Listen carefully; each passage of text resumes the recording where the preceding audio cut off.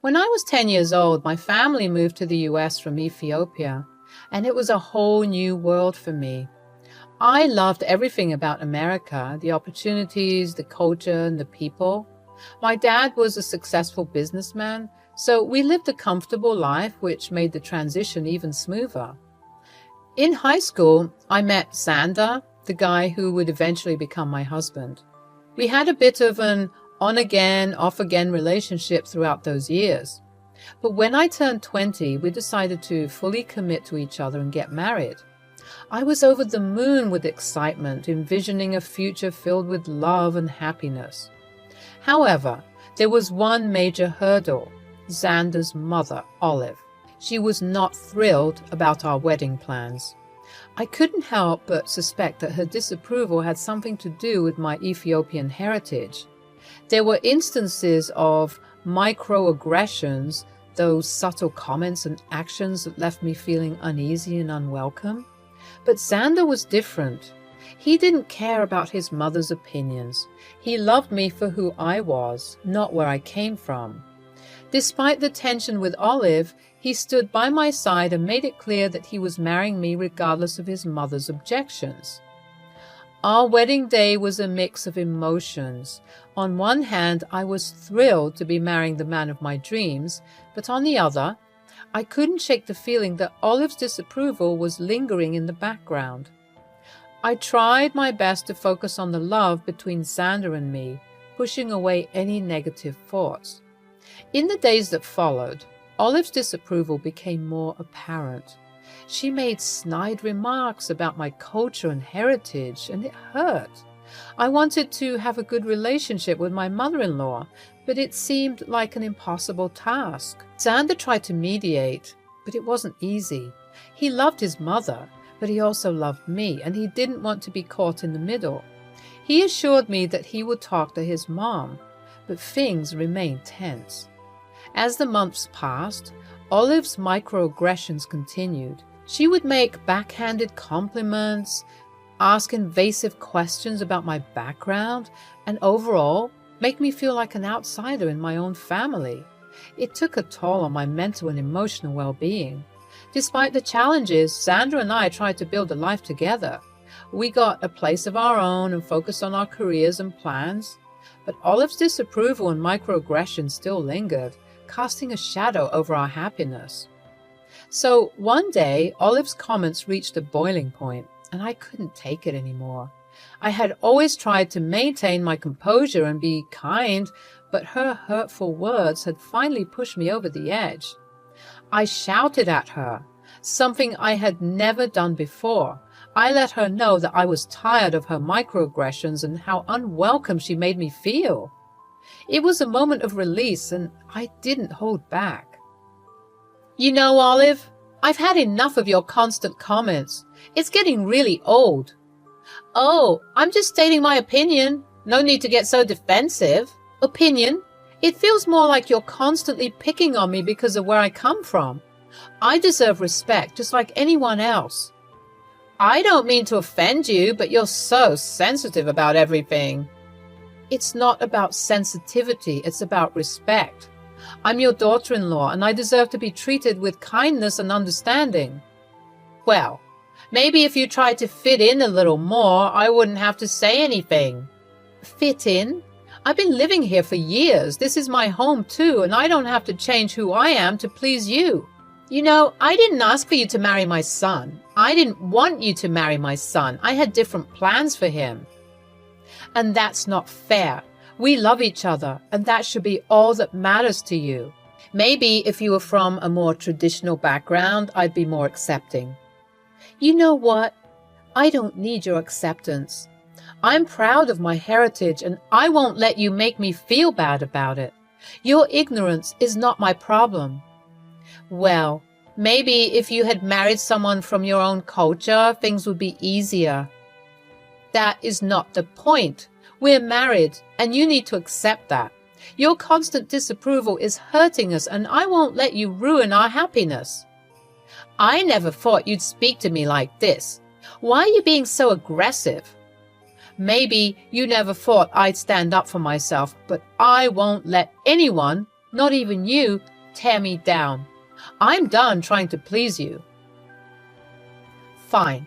If that's how you feel, maybe we should just keep our distance. That's fine by me. I deserve to be surrounded by people who love and respect me for who I am. You're being so unreasonable. No, I'm just tired of being treated poorly. I'm your family now, and it's time you started treating me like it. If you can't do that, then maybe it's best if we keep our distance. Suit yourself. I will, thank you, and I hope you take some time to reflect on your behavior and how it's affecting your relationship with your son. I'm going to go now. Maybe when you're ready to treat me with respect, we can talk again. Until then, take care. After that, I left the room, feeling a mix of anger and sadness. It was hard to confront Olive like that, but I knew I had to stand up for myself. I knew my relationship with her was strained from that point on, perhaps beyond repair. But I knew I had made the right decision. I deserved to be treated with respect, and I wasn't going to tolerate any more microaggressions or hurtful comments. My focus was on my marriage and building a happy life with Xander, regardless of Olive's disapproval. When I told Xander about the altercation, he surprised me by taking my side. He supported me and told his mom that she needed to treat me with respect. But then, things took an even more dramatic turn. Olive said that if that's how her son felt, she'd disown him too. It was a shock to Xander, and I could see the hurt in his eyes. His mother wanted to disown him because he stood up for his wife. It was heartbreaking to witness, but at the same time, it made us both realize something important. We didn't need toxic people in our lives, even if they were family. We deserved love and respect, and if someone couldn't provide that, then they didn't deserve a place in our hearts.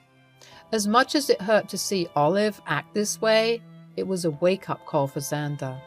He quickly realized that his mother's disapproval and negativity were holding him back from being truly happy. It was time for him to break free from the toxicity and create a life with me that was built on love and understanding.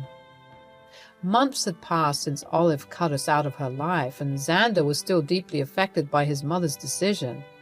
He missed her, despite all the hurtful things she had said and done.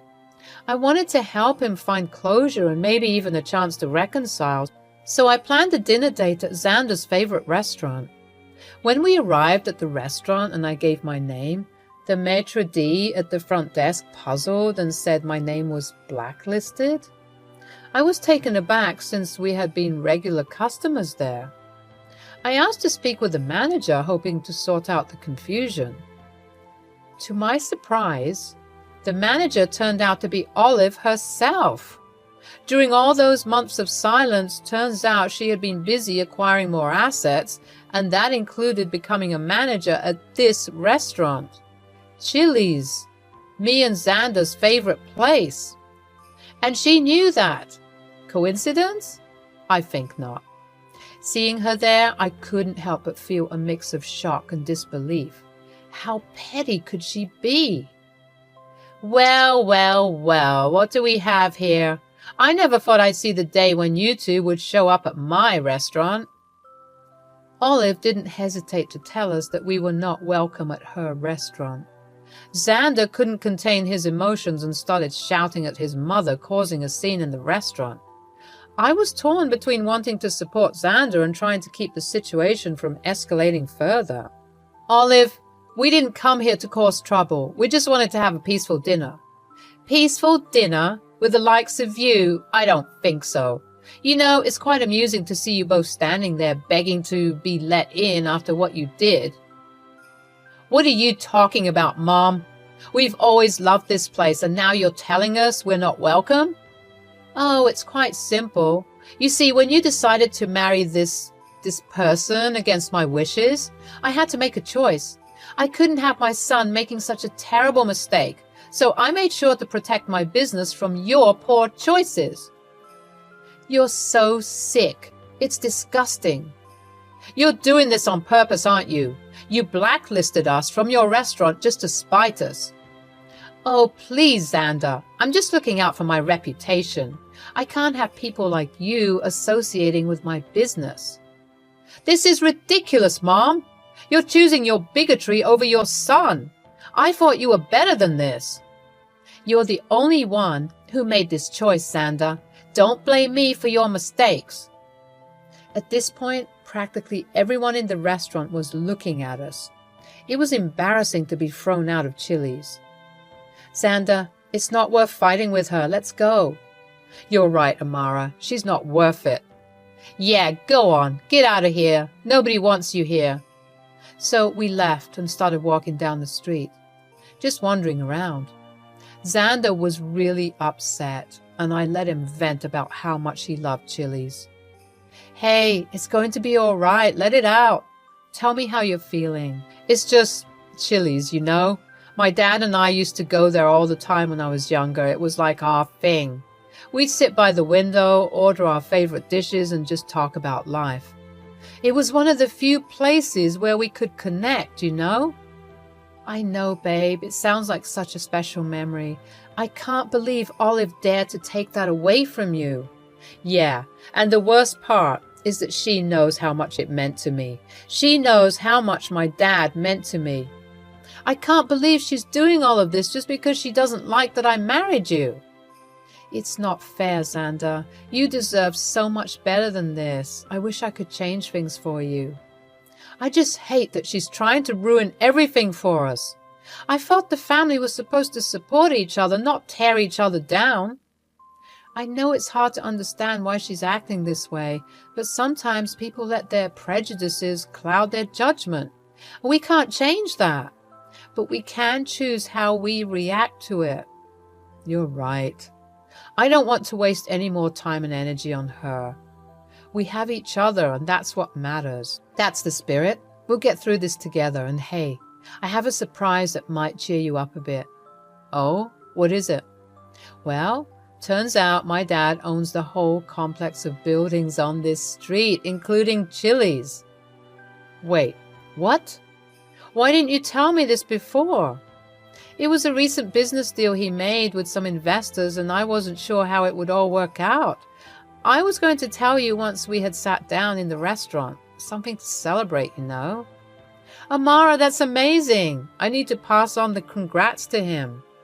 You can do that later, because right now we need to take care of your mom. What do you mean? I mean, my dad can handle this. He's not someone you want to mess with when it comes to business matters. He's going to sort Olive out, and we won't have to worry about her anymore. At that moment, I decided to call my dad and let him know what happened. I put him on speaker so Xander could hear too. I told my dad everything about how Olive treated us at Chili's. Dad wasn't too happy to hear all of this, to say the least. I knew that lady hated you, but kicking you out of the restaurant was low. I'm so sorry I didn't see the documents sooner. You know, I only recently got the title deeds to this complex. I didn't have enough time to check out all of the managers, but now that I know about this, I have to deal with it immediately. He told me not to worry one bit because he was going to sort Olive out and give her a serious earful. He even said, "Give me 30 minutes and I'll be on my way to personally sort this issue out." Hearing my dad say that made me feel a mix of relief and concern. I knew he could handle it, but I also was hoping things wouldn't get too messy. My dad is not someone you want to mess with, especially when it comes to business matters, and my dad was a firm believer in fairness and compassion when it came to customers. So there we were, Xander and I, waiting nervously for my dad to arrive at Chili's while we hung around the area. We didn't know exactly what he had in mind, but we trusted that he would handle things the right way. Moments later, Dad arrived and we all walked in, following his confident stride, and I could already sense that something big was about to go down. He called out for Olive, loud enough for everyone in the restaurant to hear. I could feel the tension in the air as people turned to see what was happening. Olive stepped out, looking annoyed and probably thinking she could just dismiss my dad as she did with us. But Dad wasn't one to be dismissed so easily. He raised an eyebrow at her and said, Olive, my dear, it seems you haven't been keeping up with the latest news. Did they forget to tell you about the new owner of the 3rd Blue Street complex? Olive looked taken aback, clearly not expecting this revelation. What are you talking about? Who is it? Dad smiled and revealed. Well, that would be me. I am the new owner, and I must say, I've been here for less than a week and already I'm hearing awful complaints about your management. Olive's face turned pale as she realized her mistake. I didn't know. Dad chuckled and said, well, maybe if you had read your emails or paid attention to what's happening around you, you would have known. But it's too late to apologize now. I was so glad to see Olive get a taste of her own medicine. Xander stepped forward and said firmly, you had no right to treat us the way you did, especially Amara. We've always known that you've been a hateful person, but when it comes to owning an establishment, the first thing they should have taught you is that no one is discriminated against due to personal matters as a manager. You blatantly disregarded that, and I don't think you're the right fit for this place. Hakeem, wait. I'm sorry, I didn't know. Even if you didn't know that he owned the place, you should have put your bigotry aside and served as rightful customers. Please, let's talk about this in the back. No need. I'm sure these lovely people would like to know that the racist bigot who was managing Chili's is no longer part of the staff. Everyone began murmuring louder than they already were. Olive looked so embarrassed, and Xander and I were amused with ourselves, getting our justice after being abused for so long by her awful words. My dad kicked her out, threatening to get security to drag her out if she didn't want to cooperate. She was so ashamed she looked like she was about to cry, so she began her walk of shame outside. With Olive walking out, the atmosphere in the restaurant quickly changed. People started clapping and cheering as she walked out in shame, and I couldn't help but feel a sense of relief and satisfaction. Xander and I rushed over to my dad and hugged him tightly, thanking him for stepping in and helping us out. You're the best, Dad. Dad chuckled and patted both of us on the back. It was my pleasure, my dear. I couldn't stand seeing you two go through all that stress because of her. He then went to the kitchen to find out who was the next in command to appoint them as the acting manager, considering the drama that just happened. He returned to us and explained that he had some important work-related matters to attend to, as well as the task of formally dismissing Olive and handling the paperwork for the new acting manager.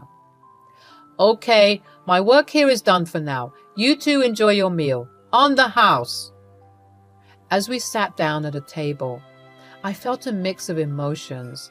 I was still processing everything that had happened, and I couldn't believe how quickly things had escalated. But I was also incredibly grateful to have my dad by our side, supporting us through it all.